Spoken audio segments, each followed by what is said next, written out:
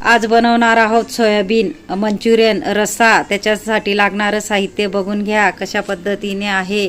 आणि हे बघा थोडं मीठ टाकून शिजवून घेतलं, नंतर आपल्याला चेपून घ्यायचं आहे। नंतर हे बघा सोयाबीन पावडर टाकून व्यवस्थित आपल्याला थोडंसं पाणी घेऊन मिक्स करून टाकायचं आहे, बघू शकता तुम्ही अशा पद्धतीने। आणि कढईमध्ये तेल तापवून आपल्याला तळून घ्यायचं आहे, बघू शकता व्यवस्थित आपल्याला लालसर तळून घ्यायचे ब्राऊन कलरचे।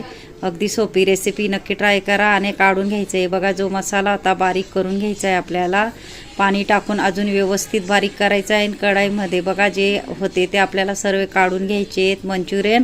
अशा पद्धतीने व्यवस्थित मसाला वाटल्यानंतर पाणी टाकायचं आहे, त्याच्यामध्ये मी मसाला चांगला मिक्स करून घ्यायचा आहे। मग कढईमध्ये तेल टाकून आपल्याला मसाला चांगला व्यवस्थित भाजून घ्यायचा आहे। नंतर थोडं 5 मिनिटं आपल्याला मसाला ठेवून सोयाबीन हे बघा तळलेले ते टाकून घ्यायचे, व्यवस्थित आपल्याला कालवून घ्यायचं आहे।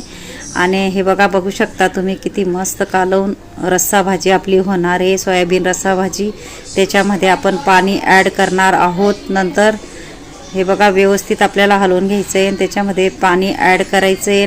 थोडंसं आपल्याला 10 मिनिटं शिजवायला ठेवायचं। त्याच्यानंतर मीठ एव्हरेस्ट मसाला टाकायचा आहे। बघा किती सुंदर असा रस्सा तयार झाला आहे। कोथिंबीर स्वच्छ धुवून आपल्याला टाकून घ्यायची आहे त्याच्यामध्ये।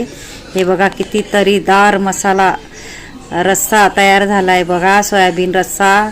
नक्की ट्राय करा तुम्ही, तुम्हालाही नक्की येईल। हे बघा कोथिंबीर कापलेली ती आपल्याला टाकून घ्यायची आहे आणि रेडी झाला आहे बघा आपला सोयाबीन मंचुरियन रस्सा, चटपट आणि स्वादिष्ट।